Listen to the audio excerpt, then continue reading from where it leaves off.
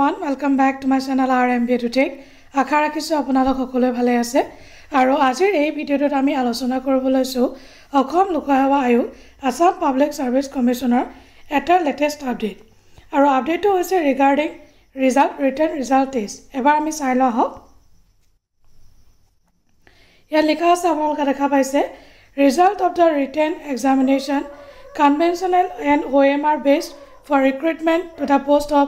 Child Development Project Officer and allied cadres under Women and Child Development Department Assam. CDPO result bote hudi asile ketia dibo aru itimodhe taloke dise yate abar click kori ami ki likha ase sai lo dekha paise 4th February 2025 notification ki likha ase abar ma pohi disu. The Assam Public Service Commission hereby declares today, the 4th February 2025, the result of the written examination for recruitment to the post of CDPO conducted by the Commission on 21st and 22nd September 2024.